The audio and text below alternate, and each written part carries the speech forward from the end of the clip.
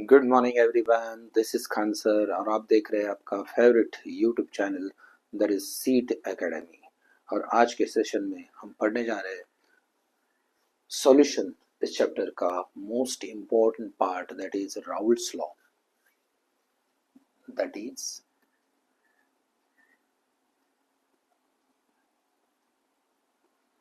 Raoult's law.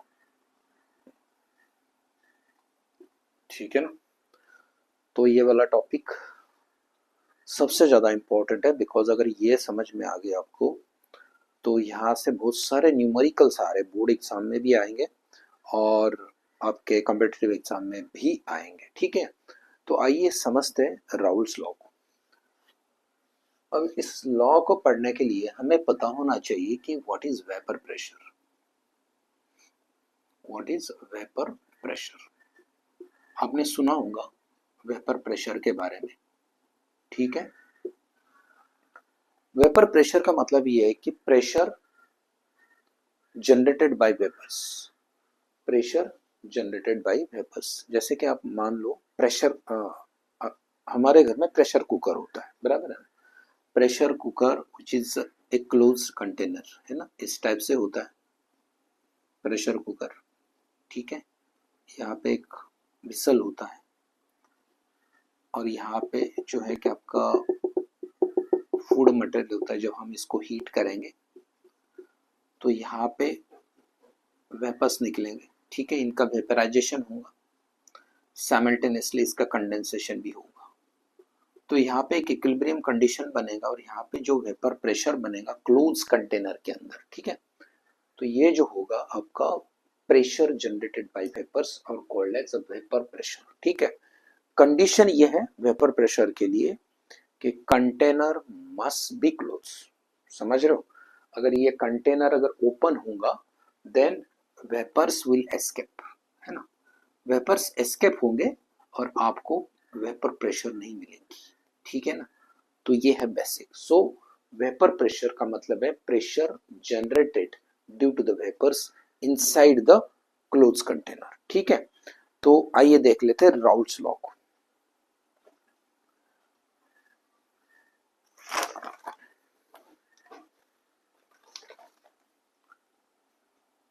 So according to Raoult's law, according to Raoult's law, पहले इसके definition को लिख लेते हैं, बाद में इसको समझ लेते हैं। ठीक है, according to Raoult's law, according to Raoult's law, partial pressure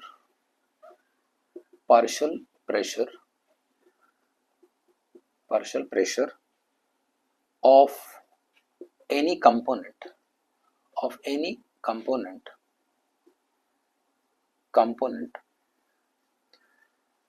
in the solution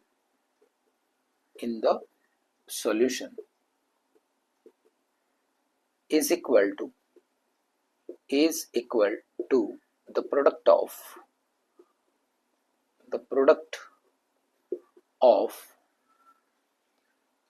its pure pressure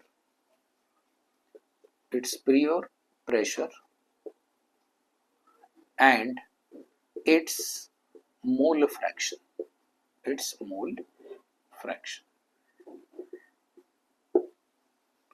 ठीक है, सो समझ लेते हैं इसको।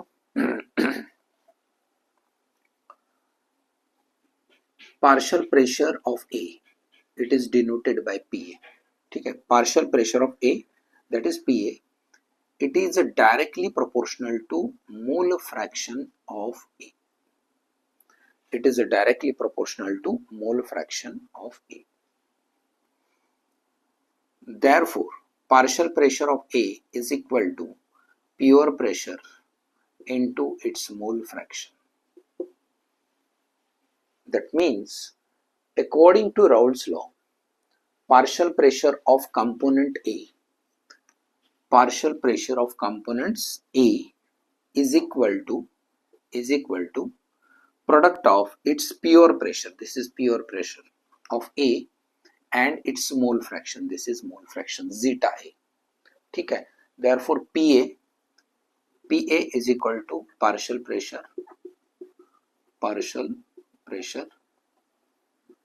ठीक है, P naught A is equal to pure pressure, partial pressure of A, pure pressure of A, and zeta A, that is mole fraction of A. Clear? So this is the Raoult's law. कुछ समझ में आ रहा है? नहीं, मुझे पता है नहीं समझ में आ रहा है। एक बार मैं इसको रिवाइज कर लेता हूं, फिर हम इसका एग्जांपल करेंगे, ठीक है। According to this law, partial pressure of any component is equal to the product of its pure pressure into its mole fraction, ठीक है। इन दोनों का प्रोडक्ट, ए का प्योर प्रेशर और ए का मोल फ्रैक्शन मिलाकर आपका पार्शियल प्रेशर बनेगा, ठीक है।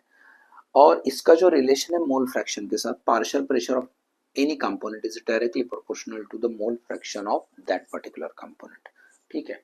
अब ये सब कुछ आपके समझ में नहीं आया, आई नो, तो इसके लिए मुझे एक एग्जांपल लेना पड़ेगा। आइए लेते हैं एग्जांपल।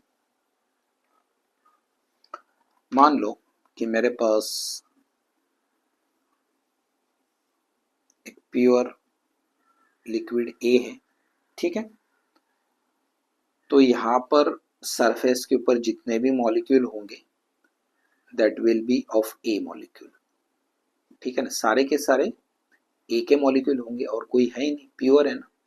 जब इस सॉल्यूशन को मैं हीट कर दूंगा तो यहाँ पे जो भी प्रेशर बनेगा it will also the pressure of pure A, तो इसको हम रिप्रेजेंट करेंगे P नॉट एस, ठीक है। सो this is the pure vapour pressure of liquid A. मेरे पास और एक लिक्विड है दैट इज लिक्विड बी। इसका जो सरफेस है, इसके सरफेस के ऊपर सारे के सारे बी के मॉलिक्यूल होंगे, when we heat this particular liquid or if it is volatile, तो यहाँ पे जो भी प्रेशर बनेगा तो इसके अंदर सारे के सारे बी के मॉलिक्यूल होंगे, therefore this is the pressure, pure pressure of B, ठीक है। This is pure liquid A, इसका जो वेपर प्रेशर होगा pure vapour pressure of A. This is pure liquid B, pure vapour pressure of B, ठीक है। अब हम करेंगे क्या, इन दोनों को मिक्स करेंगे। क्लियर है? अच्छे से ध्यान दो, दोनों को मिक्स करेंगे और यहां से एक सॉल्यूशन बना लेंगे।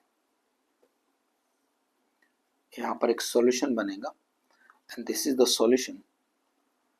Solution containing A and B, दोनों कंपोनेंट होंगे, ठीक है। अब इसके सरफेस के ऊपर ए का मॉलिक्यूल भी होगा और बी का भी होगा। इसके सरफेस के ऊपर ए के मॉलिक्यूल भी होंगे, बी के भी होंगे, दोनों के दोनों वेपराइज होंगे। क्लियर है? दोनों के वेपर्स मिलेंगे आपको। अब इसमें ए का वेपर्स कितना होगा, पी ए, और इसमें बी के वेपर्स कितने होंगे, P B, and this is known as partial pressure of A and partial pressure of B. अब ये किसके ऊपर डिपेंड करेगा कि ए का कंट्रीब्यूशन कितना है वेपर्स के अंदर और बी का कंट्रीब्यूशन वेपर का कितना है इस पर्टिकुलर सॉल्यूशन का, that is depend on its mole fraction, ठीक है। ये डिपेंड करेगा इसके मोल फ्रैक्शन में। So partial pressure of A is directly proportional to mole fraction of A, ठीक है। जब ये सिंबल हटा देंगे तो यहाँ पे एक कांस्टेंट लगेगा, तो इसका प्योर प्रेशर का कांस्टेंट लगेगा।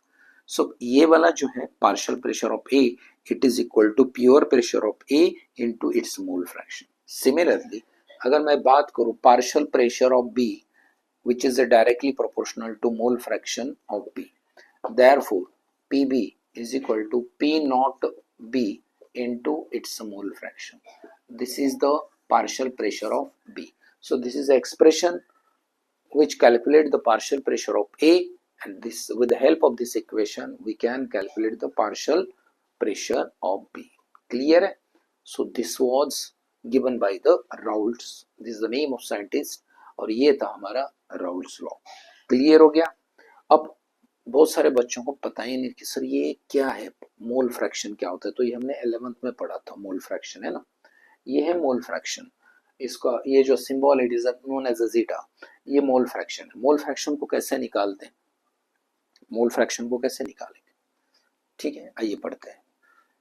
आपने नोट्स बना लिए इसके? ओके, तो आइए देखते हैं मोल फ्रैक्शन।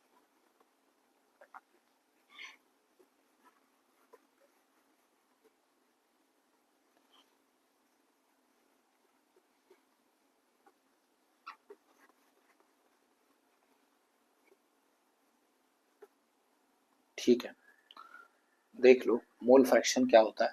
जैसे कि मेरे पास एक सॉल्यूशन है, ठीक है, इस पार्टिकुलर सॉल्यूशन के अंदर दो कंपोनेंट है, ए और बी। मान लो ए के 2 मोल्स है और बी के 4 मोल्स है, ठीक है, और इसके जो टोटल मोल्स हैं, टोटल मोल्स है इसके 6 मोल्स, ठीक है। अब मुझे निकालना है जीटा ए। अगर मैं जीटा ए निकालना है तो मुझे ए के moles divided by total moles, ये वाला फॉर्मूला यूज करना होगा। ए का मोल फ्रैक्शन है ना, ए का मोल फ्रैक्शन अगर मुझे निकालना है जीटा ए, तो मुझे लेना पड़ेगा ए के कितने मोल्स है, 2 moles, divided by total moles कितने, 6। So this is the mole fraction of A, ठीक है। इसको और भी सिंप्लीफाई कर सकते हो, 1/3। So this is the mole fraction of A. Similarly अगर मुझे मोल फ्रैक्शन ऑफ बी निकालना है तो we have to take the mole fraction moles of B divided by total moles, बहुत सिंपल है। सो मोल्स ऑफ बी कितने हैं, 4, divided by total moles 6। अगर आप सिंप्लीफाई कर सकते हो तो कर लो इसको, 2 2 जा 4, 2 3 जा 6। So this is the mole fraction of B and this is the mole fraction of A, ठीक है। तो मोल फ्रैक्शन इस तरह से निकल, किसी भी कंपोनेंट का अगर मोल फ्रैक्शन निकालना हो तो इसके मोल्स हमें पता होना चाहिए और टोटल मोल्स कितने प्रेजेंट है सॉल्यूशन के अंदर, इससे आपको डिवाइड करना होगा, ठीक है। सो अगर आपके पास 2 से ज्यादा भी कंपोनेंट है तो आप इसके भी मोल फ्रैक्शन निकाल सकते हो। नाउ एक इंपॉर्टेंट नोट है, इंपॉर्टेंट नोट जो हमें पता है, हमने 11th में पढ़ा था। Important note is that sum of mole fraction of all components, जैसे zeta A plus zeta B, इसके जो सम होंगे that will be 1। चाहे 2 कंपोनेंट हो सॉल्यूशन के अंदर, 3 हो, 4 हो, 5 हो, 10 हो, 1000 कंपोनेंट हो, सारे के सारे कंपोनेंट का जो मोल फ्रैक्शन का सम होगा that will be always equal to 1। जैसे कि ये ले लो आप 1/3, मोल फ्रैक्शन ऑफ ए 1/3, ठीक है, प्लस इसका है 2/3, इसका सम हमेशा 1 होगा, ठीक है। 2 कंपोनेंट है फिर भी 1 आएगा, 1000 कंपोनेंट है एक पार्टिकुलर सॉल्यूशन में, इनके भी मोल फ्रैक्शन का सम कितना होगा, 1 होगा। तो यहाँ से भी क्वेश्चन आने के चांसेस है। तो ये था राउल्ट्स लॉ। राउल्ट्स लॉ को मैं फिर एक बार रिपीट कर रहा हूँ कि partial pressure of any component in given solution is the product of its pure pressure multiply by its mole fraction. ये है हमारा partial pressure of that particular component. फिर एक बार देख लो, partial pressure of any component is equal to the product of its pure pressure and its mole fraction. Clear है? So इस तरह से ये था हमारा राउल्ट्स लॉ। अब देखो डाल्टन ने इसको थोड़ा अलग तरीके से डिजाइन किया था कि इसने टोटल प्रेशर कैसे निकालते हैं बता दिया। Raoult's according to Raoult's law, देखो राउल्ट्स लॉ ने क्या बताया, राउल्ट्स ने ये बताया कि पार्शियल प्रेशर जो होता है it is the product of its pure pressure और इसका जो होता है मोल फ्रैक्शन, ठीक है। देख लो for example partial pressure of A is equal to its pure pressure into its mole fraction. Clear है? Similarly partial pressure of B is equal to its pure pressure into its mole fraction। Clear है? अगर solution के अंदर दो component है ए and B, तो ये ए का पार्शियल प्रेशर हो गया, ये बी का पार्शियल प्रेशर हो गया। अब अगर मुझे टोटल प्रेशर निकालना है, it is denoted by PT, तो it is equal to PA plus PB. So according to Raoult's law, total pressure of the solution is the sum of partial pressure of all components present in the solution, that is PA plus PB. So this is the total pressure of the solution. चाहे solution के अंदर 1000 component क्यों ना हो, इन सारे के सारे component का पार्शियल प्रेशर का सम विल बी टोटल प्रेशर। ठीक है, सो मेरे गिवन सॉल्यूशन में अगर दो कंपोनेंट है तो दोनों का पार्शियल प्रेशर अगर मैं मिला दूं तो मुझे उस पर्टिकुलर सॉल्यूशन का टोटल प्रेशर मिलेगा। ठीक है, अब डाल्टन ने थोड़ा मॉडिफाई कर दिया इसको, total pressure according to Dalton जो टोटल प्रेशर होगा सॉल्यूशन का वो इस तरह से होगा, मैं यहाँ पे लिख रहा हूं अकॉर्डिंग टू डाल्टन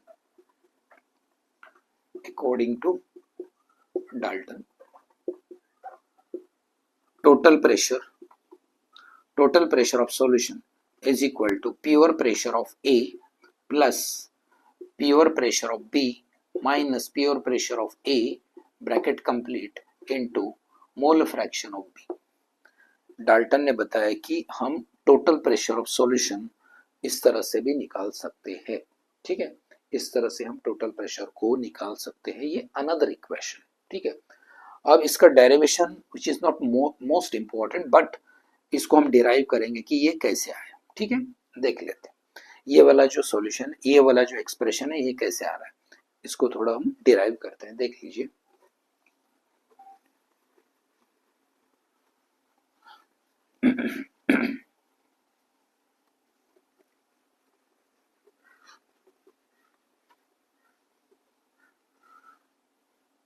ठीक है, देख लो, अकॉर्डिंग टू राउल्स लॉ, जैसे कि मेरा ए का partial pressure it is equal to A का pure pressure into its mole fraction. Similarly B का partial pressure it is equal to B का pure pressure into its mole fraction. ठीक है, ये है हमारा जो कि पार्शियल प्रेशर का expression given by Raoult's law. अब अकॉर्डिंग टू राउल्स लॉ जो टोटल प्रेशर होगा हमारा, total pressure is equal to P A plus P B. बस राउल्स ने यहां तक बता दिया, बट डाल्टन्स बता रहा है कि टोटल प्रेशर ऐसे भी हो सकता है। तो ये एक्सप्रेशन कैसे आ रहा है इसको हम थोड़ा देख लेते हैं। So according to Raoult's law total pressure which is equal to P A plus P B. अब पी ए का जो वैल्यू है ये वाला, तो इसके अंदर पुट कर दो। ठीक है, therefore P naught A into zeta A plus P naught B into zeta B. Clear है, बस कुछ नहीं किया हमने, जो राउल्स लॉ ने बताया था हमें कि पी ए का वैल्यू ये होगा, ये वाला वैल्यू हमने इसके अंदर पुट कर दिया, और पी बी का वैल्यू ये होगा, ये वाला वैल्यू हम इसके अंदर पुट कर रहे हैं। ठीक है, अब हमें पता है कि sum of mole fraction of all components that is zeta A plus zeta B is equal to 1। ठीक है, तो मैं जीटा ए को जीटा बी के टर्म में ले रहा हूं, जैसे कि zeta A is equal to, इसको इधर ले लो 1 minus zeta B. So this is the value of zeta A, this is the value of zeta A in terms of zeta B. ठीक है ना, तो इस वैल्यू को मैं यहाँ पे पुट कर रहा हूँ। ठीक है, therefore total pressure is equal to P naught A into bracket 1 minus zeta b bracket complete plus p naught b into zeta b। Clear, अब p नॉट a से मल्टीप्लाई कर दो, p not a minus p not a into 1 p not a into zeta b p not a zeta b। Clear है, similarly यहाँ पे p not b zeta b। अब देखो यहाँ से जीटा ए गायब हो गया, जीटा ए का वैल्यू मुझे जीटा बी के टर्म में मिल गया, तो मुझे इसको सिंप्लीफाई करने में बहुत आसान होगा। ठीक है ना, नाउ यहाँ पे देखो zeta B will be common, zeta B will be common, और P naught B minus P naught A में लिख सकता हूँ। ठीक है, मतलब ये दो ब्रैकेट में जीटा बी कॉमन है, तो मैं इसको ऐसे लिख सकता हूँ total pressure is equal to P naught A. ठीक है, या नेगेटिव साइन है, चलो अकॉर्डिंग टू जैसे साइन है वैसे लिख लेते हैं इसको, पी नॉट ए, ठीक है, दोनों ब्रैकेट को सम करना है तो मुझे यहाँ पे ये माइनस का प्लस होगा, अगर यहाँ पे प्लस कर रहा हूँ तो पी नॉट बी को पहले लिखूंगा और इसको बाद में लिखूंगा पी नॉट ए, ठीक है, तो P naught B minus P naught A, ठीक है, P naught B minus P naught ए, और ब्रैकेट के बाहर ये वाला जो है ना जीटा बी में लिखूंगा। This is the another expression given bye Dalton, ठीक है, मतलब डाल्टन ने बताया कि आप टोटल प्रेशर ऐसे भी निकाल सकते हो इस तरह से, इसको थोड़ा डिराइव करके आप ये वाला एक्सप्रेशन से भी टोटल प्रेशर ऑफ कैलकुलेट कर सकते हो। तो ये था मेरा राउल्स लॉ और Dalton's law, Dalton's theory for total pressure of the solution. आइए कर लेते हैं नेक्स्ट टॉपिक, जो कि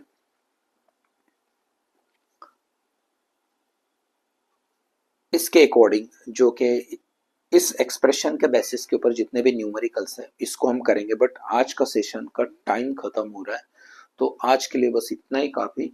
तो अगले सेशन में हम जो पार्शियल प्रेशर के न्यूमेरिकल्स करेंगे, ठीक है। अगर आपको वीडियो अच्छा लगे, अगर समझ में कुछ ना आए तो कमेंट्स कर देना, और मिलते हैं नेक्स्ट वीडियो में।